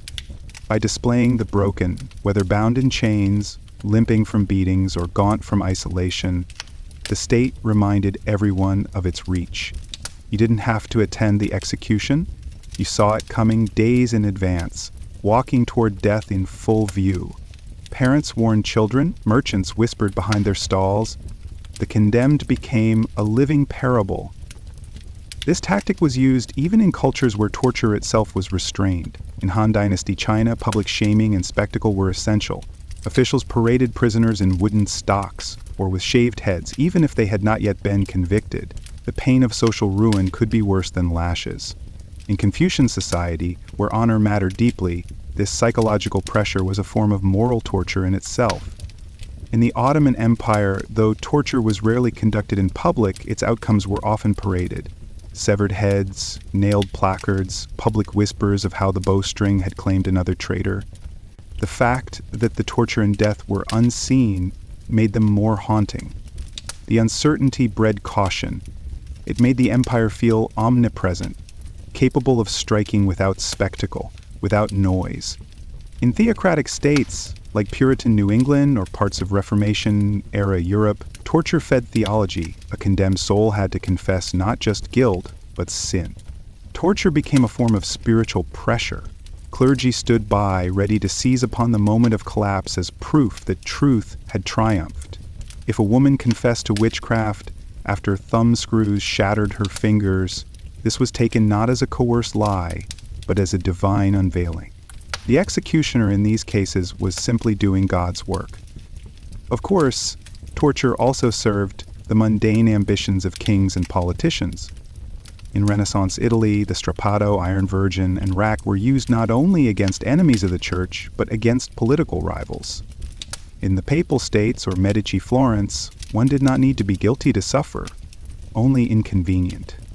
Torture extracted evidence that justified power's next move. Once the confession was on record, the execution was legitimized. The crowd, fed the illusion of justice, accepted the outcome. And so, torture shaped not only bodies but memory. It created official truths, grimly authored by force. Once written down, these forced confessions became difficult to dispute. Generations later, historians, judges, even scholars might quote words torn from a man in agony as if they were fact. The executioner's tools thus had afterlives, far beyond the dungeons. What's more, the ritual of preparation, the shaving, the shackling, the ceremonial dress or nakedness of the condemned, did not only humiliate, it communicated. A stripped prisoner might symbolize vulnerability, a hooded prisoner, danger. The ropes and knots that bound limbs became language. This one was rebellious, that one was broken. Each step of preparation encoded a story for the public to read. In Mesoamerican civilizations, especially among the Aztecs, ritual torture served both cosmic and political purposes. Prisoners destined for sacrifice were paraded, mocked, and wounded, not only to weaken them, but to demonstrate their inferiority to the gods and to the people. This blend of torture and ritual was seen as natural, even beautiful. The suffering of one secured the harvest for many. Even in more modern states, the philosophy continued. In 18th century France, the prelude to execution often included the question, prix au bal, torture conducted before sentencing to extract further confessions. The condemned was dragged through the streets on a cart, beaten or branded. This was not spontaneous cruelty. It was planned messaging. It was theater. By the time the executioner raised his sword or the guillotine fell, the audience had already made up its mind. This was no longer a person. This was a warning. And the state, through pain and process, had transformed him into it. But even in the shadows of this dark history, flickers of resistance appeared. Some condemned individuals refused to break under torture. Their silence or defiance became legend. In Protestant England, Catholic martyrs were sometimes tortured without yielding, earning admiration even from their enemies. In Soviet gulags or fascist dungeons, whispered stories of those who endured the beatings, who never betrayed a friend, circulated like Holy Scripture. These rare moments remind us, torture was never just about pain. It was about power. And where power exists, so too does the possibility, however faint, of resistance. The executioner knew this. He understood that torture was not just a task. It was a ritual with deep psychological stakes. His hands might break bones, but his gaze, his silence, and his role in the grand performance of death often inflicted wounds that lasted far longer on the condemned and on the society that watched. In every empire, kingdom, or city-state, someone had to kill, not in the heat of war or the chaos of banditry, but deliberately, officially, and with ritual. That someone was the executioner. And though his role was sanctioned, even required, it came at a cost no less severe than the burden of his blade. Isolation. Executioners were necessary, but they were never welcome. In medieval Europe, this paradox was sharpest. The executioner was employed by the town, paid from public funds, sometimes even given housing. Yet no one wanted to shake his hand. In cities like Nuremberg, Prague, or Paris, executioners were marked, sometimes literally. Their homes were outside the city walls or near the gates. They were expected to appear only when summoned and to disappear just as quickly. Their profession stained them in ways that no law could cleanse. People avoided the ground they walked on. Bakers would refuse to sell them bread. Church officials denied them sacraments. Barbers declined to cut their hair. In some places, even eye contact was considered dangerous, as if death itself might leap from their gaze.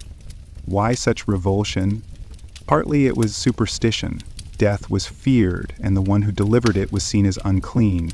In Christian Europe, touching a corpse already rendered one ritually impure. But to be the hand that ended life? That was something far worse.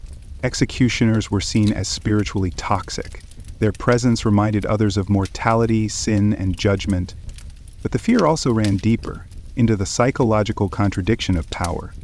The executioner had immense authority. With a nod, he could end a life. With a misstep, he could butcher a noble or delay a death. He was a servant of law, yet above no one. And that frightened people. They could not ignore him, but they could isolate him. In France, the Sanson family, one of the most famous dynasties of executioners, served Paris for generations. They lived in wealth but social silence. Their children often married among other executioner families, not by preference but necessity. No other class would accept them. In the German-speaking world, the isolation of executioners became institutional. They were granted special rights to collect tolls, sell animal hides, or practice medicine on the poor, because no other work was offered to them. Ironically, many executioners became healers, skilled in bone setting and herbal remedies, but even when they cured someone, they remained untouchable. They were the paradox personified, bringers of pain, masters of anatomy, and agents of state justice, yet outcasts. In Ottoman lands, the Selot faced similar scorn. Though his work was discreet and often executed with elegance, society still recoiled. Selots were frequently buried in special cemeteries, their graves unmarked, their names forgotten on purpose. They might have lived in palace shadows, but their neighbors kept distance. Rumors followed them. Parents warned their children to stay away. The role passed from father to son, not because it was noble, but because no one else would take it. It became a profession of inheritance and secrecy, preserved by silence. Across the seas in Japan, the stigma was even more deeply embedded. Executioners belonged to the burokumin class, outcasts at the bottom of the social hierarchy. Though the Edo shogunate relied on them to enforce law and ritual punishment, they were denied full participation in society. Forbidden to marry samurai or merchants, denied entry to schools, and forced to live in segregated villages, they bore the permanent stain of death work. The Wukamin children were bullied. Their homes were passed down through generations with land records clearly marking their outcast status. Even today, in some parts of Japan, these records are studied privately during marriage arrangements. A grim echo of centuries-old prejudice. In the Islamic world, while less rigid in caste, was not immune to stigma. Executioners were rarely named, their identities hidden or forgotten. In some cases, the man who performed an execution would purify himself ritually afterward, not just for piety, but to symbolically cleanse the role from his spirit. In colonial regimes, the executioner was often imported. The British hanged convicts in India and Africa using their own staff. In other cases, they recruited from despised groups, criminals, outcasts, or tribal enemies, thus outsourcing both the act and the blame. Executioners in all these places lived under a peculiar silence. Society needed them, but did not want to see them, and so they became ghosts in plain sight. But within this exile, they forged their own communities. In parts of France and Italy, executioners married among themselves, creating dynasties with long traditions and secret techniques. In Germany, some formed guilds, kept notebooks of anatomy, and passed down methods of clean beheading or correct hanging. They developed professional pride, even as society shunned them. In some stories, executioners even became philosophers of their role. Charles Henri Sanson, who executed King Louis XVI, kept a journal. In it, he reflected on justice, guilt, and the burden of taking life. He was not a monster. He was thoughtful, tormented, aware that every cut of his blade wrote itself into the body politic. Even in the 19th century, long after the worst tortures faded, the stigma endured. England's hangmen, like William Calcraft or Albert Pierpoint, were paid for each execution and lived in quiet, often without friends. Pierpoint, despite his precision and fame, retired bitter and disillusioned. I do not believe that any one of the hundreds of executions I carried out has in any way acted as a deterrent, he once wrote. He had served the state faithfully, but the state gave him nothing but isolation in return. Despite their isolation, executioners were never fully forgotten. Quite the opposite. They haunted society's imagination. Where official history turned away, folklore stepped in. Executioners became larger than life, villains in tavern stories, boogeymen in nursery tales, sometimes even reluctant heroes in local legends. This transformation offered communities a way to process discomfort by making executioners symbolic rather than real. In parts of Central Europe, stories circulated of executioners who possessed magical knowledge. Their understanding of the body, where tendons lay, how joints snapped, how a man could live or die, gave them a mystique. Some believed they could curse with a glance. Others said they held potions that granted strength or invisibility. These myths, rooted in fear, only deepened their isolation. In Italy, it was whispered that executioners wore red so that blood wouldn't show on their clothing. In German towns, children were told that if they misbehaved, the Scharfrichter, the headsman, would come for them with a black hood and a silver axe. Even in England, the figure of the hangman evolved into a stock character in plays and pantomimes, crude, rough-spoken, feared by all. Yet some executioners fought back against these depictions, not with violence, but with identity. Take the case of Franz Schmidt, an executioner in 16th century Nuremberg. He kept a meticulous diary across his 45-year career, documenting over 350 executions and hundreds more floggings and punishments. In his notes, he emphasized not violence, but procedure and justice. He recorded whether the condemned wept, how the crowd reacted, whether the blow was clean. Schmidt saw himself as a servant of order, not an outcast, and in a rare twist of fate, he was eventually granted nobility and allowed to retire in peace, a near miracle for his profession. But such stories were the exception. Most executioners could not escape their identity. In France, even the famed Sanson family found that their skill brought neither fame nor comfort. They were ridiculed in newspapers, parodied in plays, and feared in their own neighborhoods. Their children inherited the profession like a curse. And when France abolished the death penalty, their lineage vanished into obscurity, their homes sold, their papers archived without celebration. In Japan, the descendants of Burakumin executioners continued to face discrimination well into the 20th century. Employers quietly checked family registries before hiring, marriage proposals dissolved over unclean bloodlines.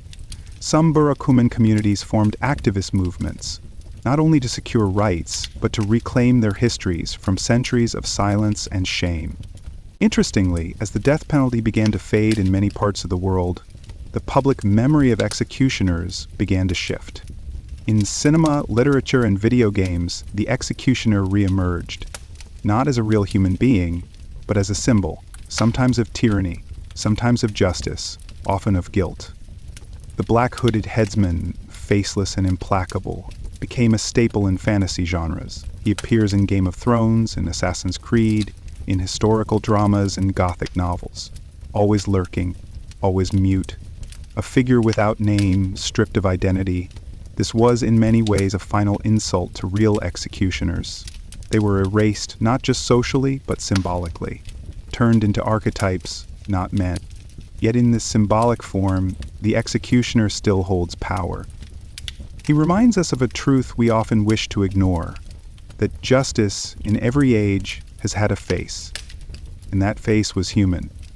Flawed, trained, tired, sometimes cruel, sometimes kind, but always alone. Some executioners tried to change their fate by altering their work. In the 19th century, as medicine advanced, some European executioners became coroners or undertakers, jobs that still dealt with death, but without the stain of killing. In Russia, a few were absorbed into the military justice system. In the Middle East, executioners slowly faded into anonymity, absorbed by state security services. Their names were no longer public, their hands still worked, but their identities dissolved.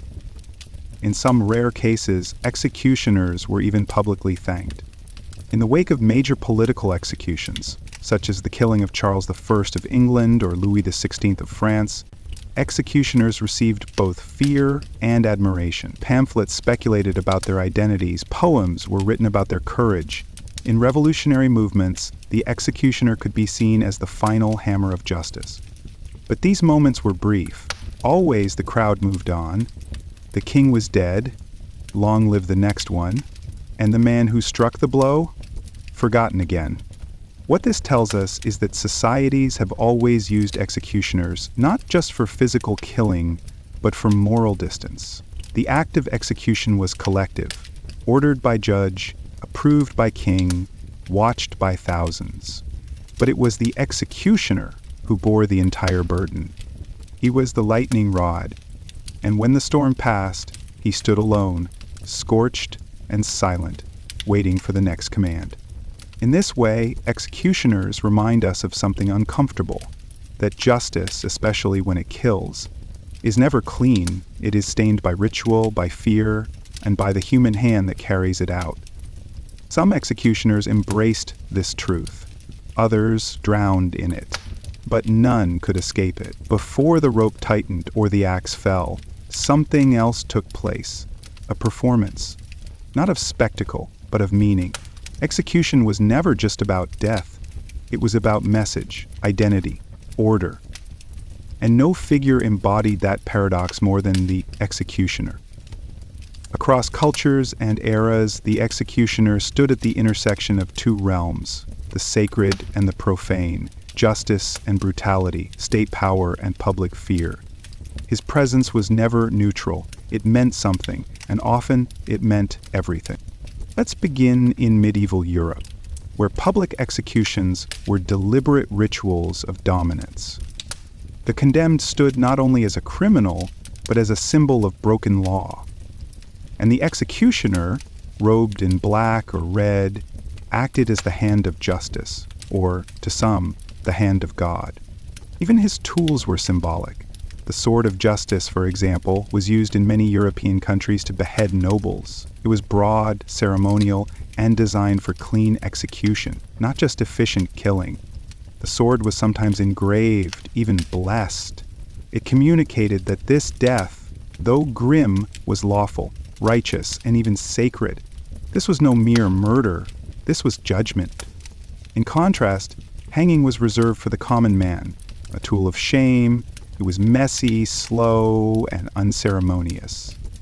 But the executioner who tied the noose still followed ritual, measuring the rope, setting the platform, reading the sentence aloud. Every movement was calibrated to show control, to symbolize the law's supremacy over the condemned. Even the hood worn by some executioners was part of this theater. While many modern depictions assume it was for anonymity, the hood had deeper roots. It transformed the man into a role. He was no longer Thomas or Guillaume or Heinrich. He was the justice of the crown. His face did not matter, only the act.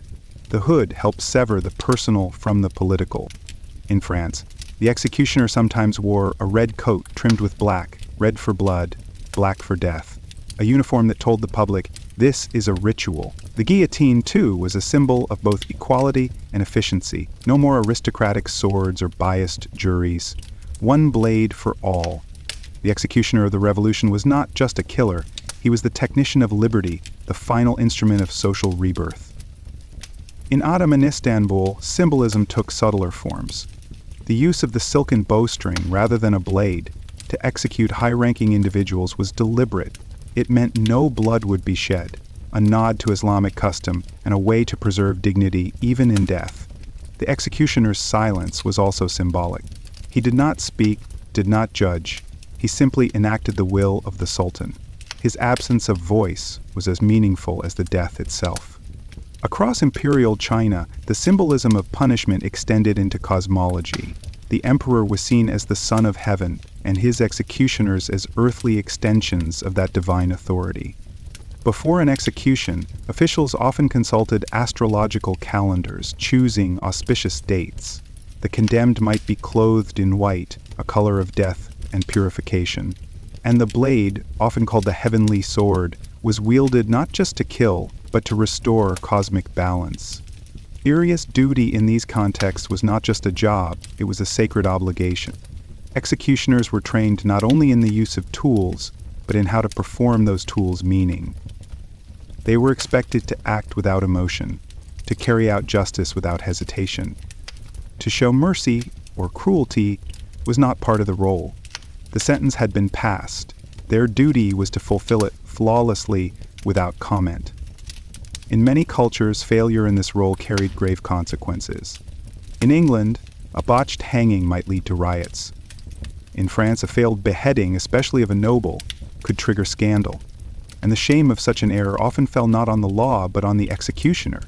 He was expected to be precise, almost surgical. Too swift, and the crowd would feel robbed of justice. Too slow, and it would turn into torture, inviting public fury. The ceremony of execution mattered as much as the act itself. In Japan, this symbolism reached near religious levels.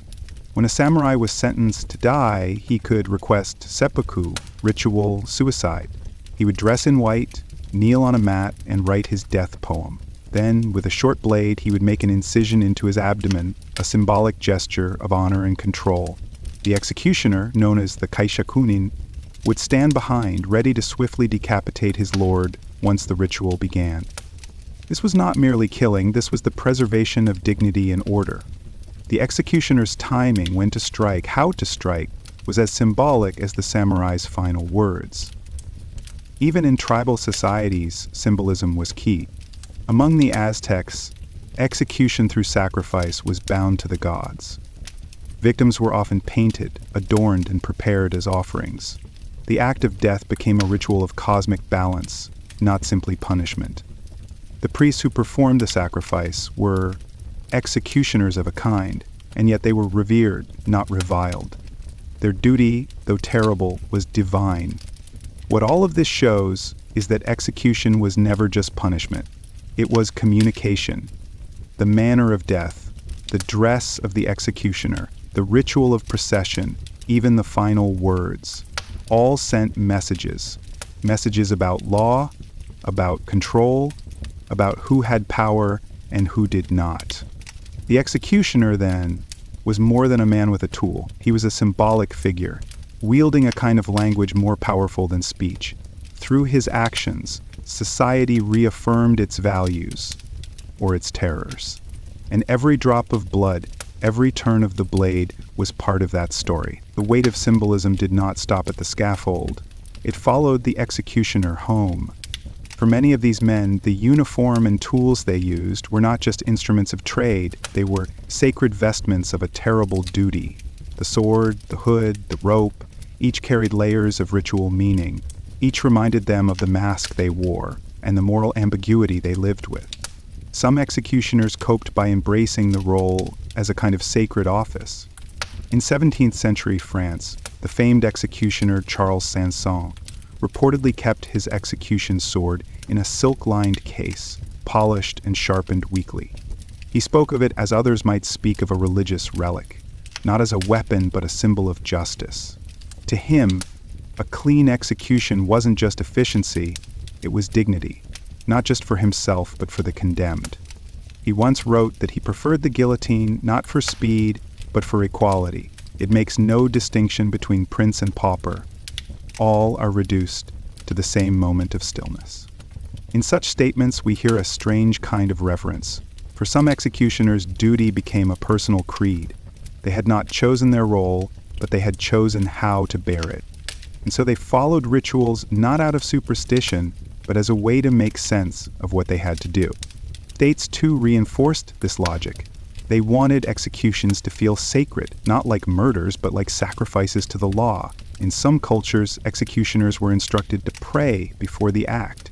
In others, they were given ceremonial garments to remind the crowd that this was official, not personal.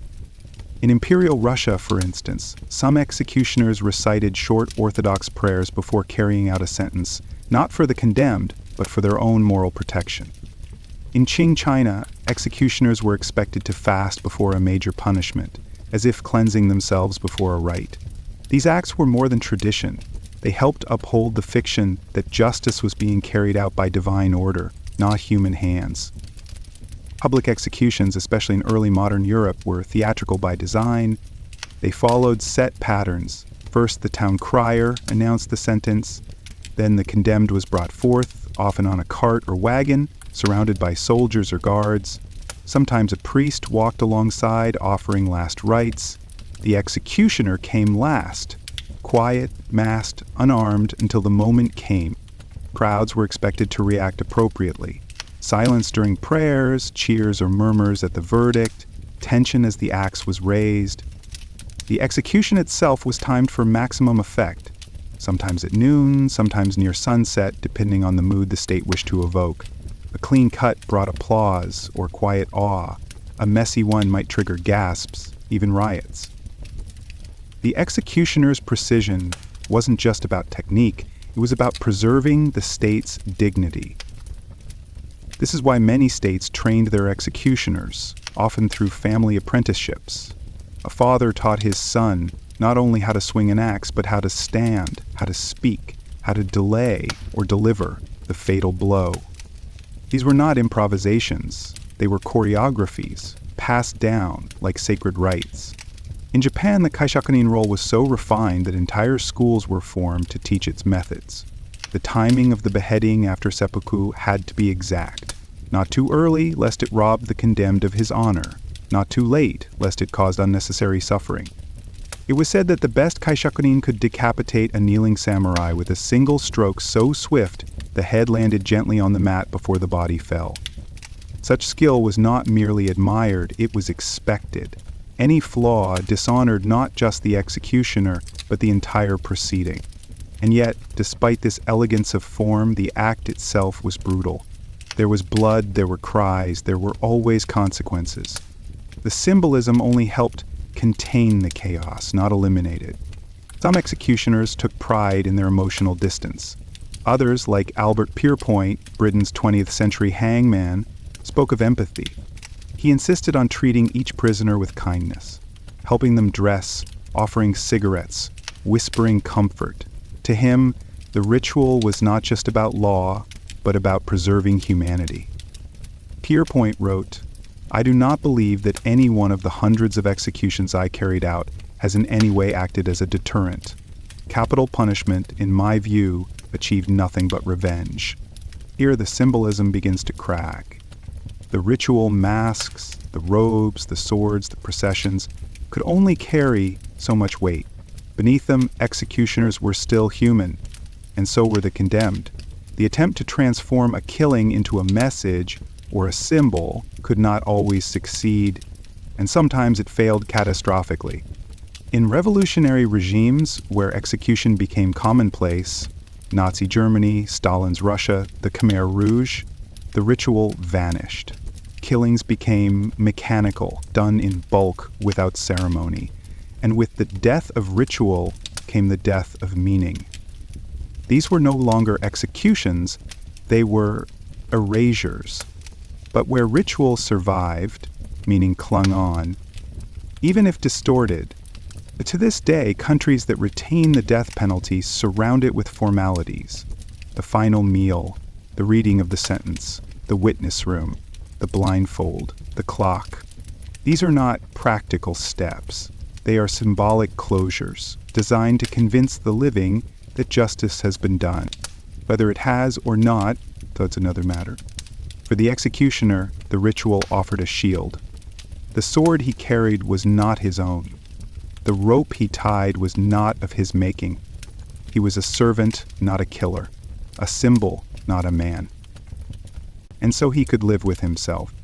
Most of the time, in the shadow of every gallows, beneath every execution platform, and behind every blade, there was not just a condemned soul, but a man waiting to carry out the sentence. Over centuries, the world refined the machinery of death, and the executioner evolved alongside it. No longer merely the strong-armed butcher of medieval justice, he became a paradox, a technician of death, a faceless public symbol, and in some cases, a reluctant guardian of law. Across empires and ages, from feudal thrones to revolutionary tribunals, the tools of the trade were never just instruments. They were messages, crafted with precision to reflect power. In the medieval city square, the executioner's sword was broad, gleaming, and inscribed. It didn't just kill, it declared. Each slash sent a ripple through the watching crowd. The law is absolute. And yet these same crowds knew that the weapon's flaw could betray the state. One missed blow, one botched decapitation, and the illusion of divine justice faltered. The executioner's arm carried not just steel, but the credibility of the crown. In Renaissance France, the guillotine sharpened this symbolism. Cold, impersonal, consistent. Unlike the swordsman, it never wavered. To some, it was the great equalizer. No longer did noble or peasant meet different deaths. All met the same fall of the blade. But that very impersonality also dehumanized the process. With one pull of the lever, the executioner became a ghost behind the curtain. No longer judge, no longer witness, just a mechanism. The people still watched, but the man delivering death was slowly vanishing. Yet not all executions were public. Some took place in the hush of inner courtyards, behind palace walls, away from the eyes of the common folk. In the Ottoman Empire, the bowstring replaced the blade, its silence as purposeful as its lethal efficiency. It was not just about bloodless death. It was about containing scandal, preserving the honor of the executed, and shielding the empire's dignity. Here, the executioner worked in shadows, but his role was no less symbolic. Even the timing and presentation of execution mattered. In many regions, punishments were held at midday, when the light revealed every detail. In others, they occurred at dusk, offering poetic finality. the sun setting on a man's life. But behind every ritual stood the executioner. And as the centuries passed, he began to feel the weight of his role. He was not just a tool, he was a human being, and in some rare cases his voice emerged. One such voice belonged to Franz Schmidt, the 16th century Nuremberg executioner who chronicled decades of service in meticulous journals. Schmidt didn't speak like a killer, he spoke like a civil servant, documenting procedures, noting mercy, precision, and remorse. His writings revealed something many chose to ignore, that executioners, too, had consciences. Yet the world rarely gave them space to be men. As society evolved, so did the psychological burden. Executioners were trained to detach, not to see the condemned as neighbors, fathers, or friends. But some could not bear it. Stories are told of hangmen who drank heavily, of beheaders who refused to speak to their own children, of masked enforcers who begged for forgiveness after every sentence. The weight of guilt was real, but so too was the need for justification. Some found solace in religion, believing themselves instruments of divine will. Others leaned on the law. It is not I who kills, it is the state. I only carry the command. Still, isolation often followed them home. Neighbors refused to shake their hands, markets denied them service, their children were mocked, their spouses pitied. Their very presence served as a reminder of mortality and the price of breaking the law. Yet even in exile they were essential. When a major criminal was to be executed, towns fought to ensure the executioner was skilled, not for mercy, but for order. A clean beheading restored faith in the system. A failure eroded trust. Some executioners became infamous, like Charles-Henri Sanson, who executed over 3,000 people during the French Revolution, including King Louis XV. He was both hated and feared, but he also lived with a quiet professionalism, believing he had a duty to serve the Republic, not to indulge in cruelty. Others became mythical. In plays and literature, the executioner was often reduced to a caricature, the black-hooded brute, mute and merciless. But in folklore, he sometimes emerged as a tragic figure, a man cursed to kill, misunderstood and shunned, yet loyal to law. In the modern era, this mythology continued. Executioners faded from real life but came alive in fiction, films, games, and novels. They no longer had names, just silhouettes. Their tools evolved from axes to nooses, from bullets to syringes. But their purpose stayed the same, to deliver society's final verdict. And in many ways, their symbolic power only grew. When the United States introduced the electric chair and later lethal injection, they claimed it was more humane. But these methods also helped conceal the executioner now operated from behind a glass wall, pressing a button unseen. The state no longer wanted the executioner visible.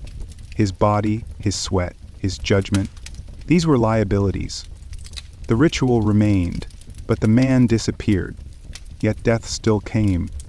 And always, somewhere in the system, a person had to be responsible. A hand had to be raised. A lever pulled. A signal given. The modern executioner may wear a lab coat or a security badge. He may never see the victim's face. But his role is ancient. His burden is the same. And perhaps that is why the executioner still haunts our stories. Not because he is evil, but because he reflects something we all fear, that justice, at its most final, is never truly clean. The executioner did not just kill, he performed. Across courts and kingdoms, executions were rarely spontaneous punishments. They were orchestrated events, a form of political theater designed to reassure the masses and warn potential dissenters. The executioner was both actor and instrument, standing on a public stage where every move mattered. A delay in the sentence? That might signal royal hesitation or hope. A last-minute pardon? A sign of sovereign mercy. The execution itself? A demonstration that the law had teeth. In England, for instance, the reading of a royal pardon just moments before the axe fell was not uncommon. It was an act of spectacle. The condemned dragged to the brink of death, only to be saved by the king's grace. Crowds wept, cheers erupted. The monarch's image was burnished. The executioner in these moments stood still, waiting, as much a servant of suspense as he was of law. Sometimes the pardon came, sometimes it didn't, but always the ritual unfolded with the calculated drama of a stage play. The condemned, too, were expected to play their parts. In early modern Europe, prisoners were encouraged, sometimes coerced, to confess publicly, to show repentance, to bless the crowd with final words of submission. Those who refused risked a harsher death or posthumous shame. The executioner, meanwhile, ensured these rituals occurred smoothly. He might hold the prisoner upright, read the charges, or raise the sword as the priest finished the last rite. The execution, in essence, became a moral lesson, a living parable about crime, punishment, and obedience. But what happens when that performance ends? When the blood is cleaned and the crowd disperses, what remains? For many executioners, the answer was silence. Society rarely thanked them. Most were left to vanish from public memory, their service necessary but unwelcome. Yet some refused to disappear. Take Albert Pierrepoint, Britain's most prolific 20th century hangman. After retiring, he broke tradition and published a memoir. He wrote not to glorify his deeds, but to confess his doubts. "I have come to the conclusion," he said, "that executions solve nothing, and are only an antiquated relic of a primitive desire for revenge." His words echoed across a changing world, a world where capital punishment was fading, and the role of the executioner was becoming an ethical ghost. As societies modernized, many outlawed the death penalty. The executioner, once a symbol of justice, became instead a relic of state cruelty. Statues were never built for them, their names were forgotten or hidden. Their descendants changed surnames. In some towns, the homes of executioners were demolished to erase their memory. But erasure is never complete.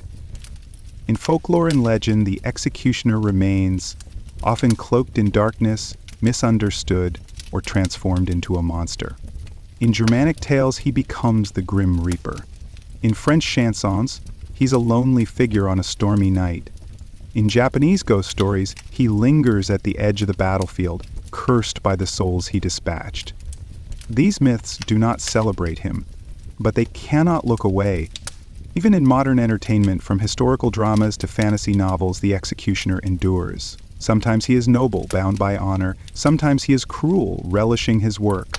But always he is haunted, because the executioner forces us to ask hard questions. Who carries out justice? At what cost? And how do we as a society live with the aftermath?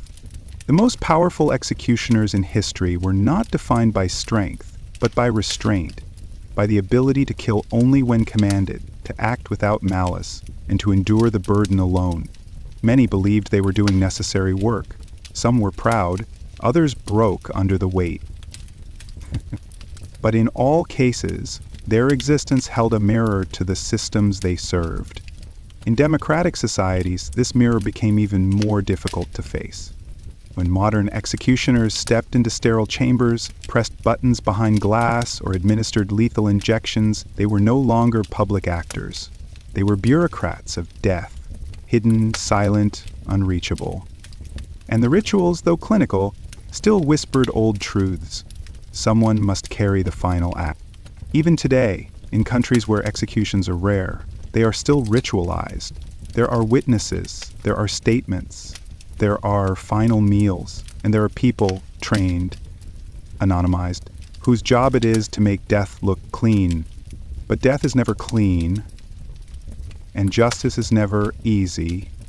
So perhaps the most enduring legacy of the executioner is not found in history books, but in our collective unease. We no longer celebrate them, we do not build monuments, but we remember in fiction, in nightmares, in the symbolic weight they carried for centuries. They were, in the end, not monsters, but men placed at the darkest corner of the law. and that is what makes them unforgettable. In the beginning, the executioner was barefaced and visible, a man wielding death in front of crowds who jeered, prayed, or watched in terrified awe. From the dawn of recorded civilization, punishment was inseparable from display. In ancient Mesopotamia, justice was steeped in divine order. Laws such as Hammurabi's Code were etched in stone and enforced with severity. If a builder's house collapsed and killed its owner, the builder was executed. If a thief stole livestock, they could be maimed or killed. But who swung the axe? Who oversaw the punishments? The executioner, though unnamed in these records, was already present. Not yet a professional, but a servant of the city-state, a tool of its sacred order. In pharaonic Egypt, too, punishment was deeply ritualized. Capital punishment might involve burning, drowning, or decapitation, depending on the crime and status of the condemned. Here, the executioner was often a soldier or priest, someone chosen for their proximity to the divine or the king. The act of killing was not just retribution, but ritual purification. These early societies did not hide their violence, they institutionalized it. Death was a message, and the executioner was its physical expression. Fast forward to the Roman Empire, and we find one of the earliest systems in which executioners began to specialize. Known as carnifices, these men performed executions, torture, and sometimes interrogations. They were often slaves or freedmen, marked by their role. Society needed them, but it also reviled them. Roman law forbade executioners from living within city limits, touching sacred grounds, or marrying citizens of high status. Yet paradoxically, the carnifex was essential. Rome thrived on spectacle, and execution was often entertainment. Crucifixions were staged in long rows along roadsides. Decapitations were timed for public markets. These events weren't just punishment, they were lessons, performed for a society obsessed with order and control. But even then, the executioner stood apart.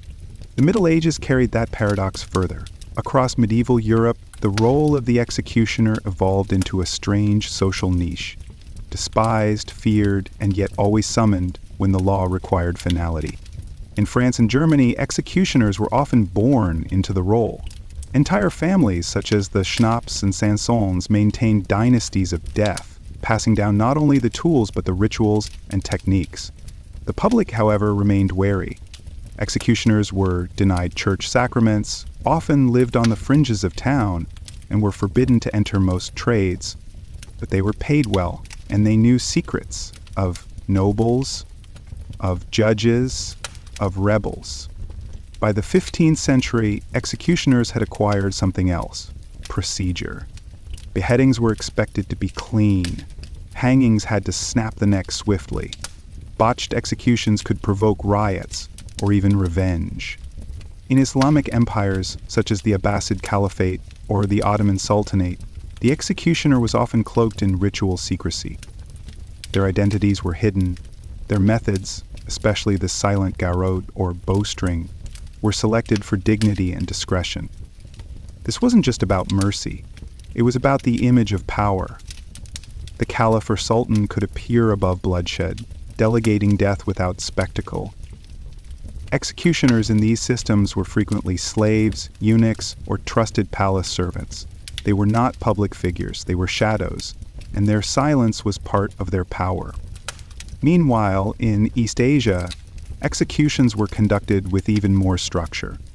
In imperial China, there were specific punishments for specific crimes, from strangulation to the infamous lingqi, or death by 1,000 cuts, used for high treason. The executioner here was a state employee, trained and ritual-bound. Families of the condemned sometimes paid to ensure the first blow was fatal, a grim business that added another layer to the executioner's role, a mediator of suffering. In Japan during the Tokugawa period, the role of the executioner was even more layered. Some were ronin, masterless samurai, who took the role out of desperation. Others were hereditary headsmen, who balanced justice with social disdain. The kaishakunin, who performed the beheading during ritual seppuku, had to be skilled, precise, and honorable. In that singular stroke, death became both art and mercy. Across these cultures, one theme persisted: the executioner was not merely a killer. He was a mirror, reflecting a society's values, fears, and contradictions. But everything began to shift with the rise of modern states. The Enlightenment brought not only ideas of reason and rights, but also questions about cruelty, pain, and dignity. The spectacle of public executions came under scrutiny. Did they deter crime, or did they brutalize the public? In France, this led to the invention of the guillotine, not just as a killing machine, but as a symbol of equality. It was swift, mechanical, and supposedly painless. Most importantly, it standardized death. No more room for human error, no more lingering blade. But even the guillotine could not erase the executioner's presence. In fact, it turned some into celebrities, like Charles Henry Sanson, who executed over 3,000 people, including King Louis XVI. Crowds knew his name. Artists painted his face, and yet he remained a servant of the law, tormented by duty and remembered with dread. By the 19th century, a strange transition was underway. Executioners were no longer social outcasts. They were public servants, often employed by the state, trained in uniform. Yet they remained cloaked in moral ambiguity. They received wages, pensions, and legal protections, but rarely public respect. And so the mask began to slip, not because society had grown kinder, but because it no longer wanted to see. In the next part, we will examine how the 20th century, with its technology, bureaucracy, and shifting ethics, transformed the executioner into an almost invisible figure, no longer a man with a blade, but a technician behind a curtain, a hand pressing a button in the name of law. As the 20th century began, so too did the age of bureaucracy. Empires gave way to republics, and justice moved from open squares to state-run facilities. Public executions became rare in most of the Western world, driven underground by evolving standards of decency and political image. But the machinery of death remained, and executioners, though hidden, still operated it. In Britain, executions were carried out behind prison walls. The last public hanging occurred in 1868, after which the state deemed it improper to kill in front of cheering crowds. Instead, executioners like Albert Pierrepoint took over, working with clinical precision. Pierrepoint, one of Britain's most prolific hangmen, executed more than 400 people, including Nazi war criminals after the Second World War. He described his role not as one of judgment, but of duty. He prided himself on speed and silence, timing the drop, calculating the rope length to break the neck instantly, and treating the condemned with calm professionalism. "I was there to carry out a sentence," he said, "not to gloat or hate." And yet, even Pierrepoint grew disillusioned. Toward the end of his life, he spoke openly about the futility of capital punishment. His hands, once considered the steadiest in the realm of British justice, came to symbolize the moral weight of the state's final act. Elsewhere, the executioner continued to change form. In the United States, the 20th century brought new technologies. First the electric chair, then the gas chamber, and later lethal injection. Each method was touted as more humane than the last, but the underlying aim remained: to reduce visible suffering and distance the public from the act of killing. With this shift came a new kind of executioner, no longer a single person, but a team. In lethal injection, for instance, several staff members might press buttons simultaneously, not knowing which one actually delivers the fatal dose. This practice, known as dispersed responsibility, reflects a deep societal discomfort with the act. No longer was the executioner the lonely figure atop the gallows. He had become part of a faceless apparatus, medicalized, procedural, and deliberately anonymous. And yet, even this could not remove the ethical burden. Doctors were asked to participate, nurses were asked to assist, corrections officers were retrained to handle the protocol. Many refused. Medical associations around the world condemned involvement in executions. The Hippocratic Oath, they argued, could not be reconciled with ending life. In response, states began hiring civilians or unlicensed technicians, executioners in name but stripped of recognition. They signed confidentiality contracts, their identities were protected, And still, some broke their silence. "We all try not to think about it," said one former technician, "but those faces don't go away." Thus, the modern executioner became something ghost-like, a role, not a person, a button behind a wall, a needle behind a mask, a ritual without a name. This erasure wasn't accidental. It was a reflection of society's desire to retain punishment without moral contamination. Death had to happen, some argued, but no one wanted to see it, or be it. And so, the role passed into shadows. In China, executioners once used traditional methods like the rifle to the back of the head.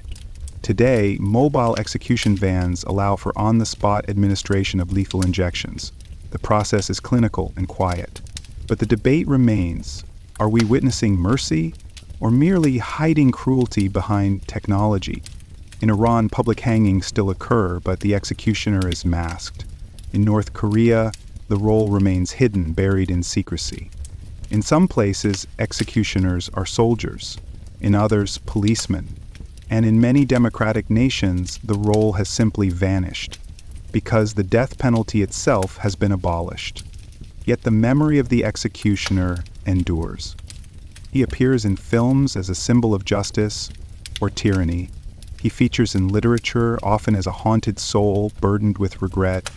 In video games, he becomes the silent antagonist, cloaked in darkness. And in museums, his tools, nooses, axes, guillotines, are displayed behind glass, reminders of a past we'd like to believe we've outgrown. But have we? Even in countries without the death penalty, debates about justice, punishment, and state power rage on. The ethics of execution remain central to conversations about human rights, especially as some nations retain the practice and others actively resist it. The executioner, then, is more than a profession. He is a symbol of law, of morality, of the thin line between order and cruelty.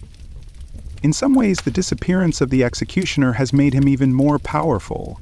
His absence speaks louder than his presence. His role, once carried with blood and sweat, now lives in questions. Who decides who should die? Can any killing be just? And if the state must kill, who bears the burden? These are the questions that follow us long after the gallows rod and the chairs are unplugged. The executioner's blade may be gone, but the hand that once held it still echoes through the corridors of law, history, and memory. He was the servant no one wanted, and the figure no one could ignore. And in that paradox, he remains eternal. From the blood-soaked platforms of medieval cities to the sterile hidden rooms of modern prisons, the executioner has always walked a narrow line between justice and dread. He was necessary, yet unwanted. Feared, yet vital. With each passing century, the role evolved, from the public spectacle of the axe to the quiet press of a button. And through it all, the figure of the executioner has remained a mirror of our societies, reflecting our values, our fears, our contradictions. Some took the job out of desperation, others out of duty, a few out of inherited legacy. But all of them carried the same burden: to end a life on behalf of others, and to carry that memory in silence. As we drift back from this long journey through time, let us remember that history is not made only by kings and laws, but by those who stand in the shadows of power, the ones who hold the final thread of the law and cut it when told. Thank you note. Thank you so much for spending your time with me tonight. This video was designed to help you unwind with soft storytelling, true history, and the comfort of quiet curiosity. If you enjoyed it, please consider subscribing and sharing it with someone who also finds peace in the past. Sleep well wherever you are, and may your dreams be gentle and free. Good night.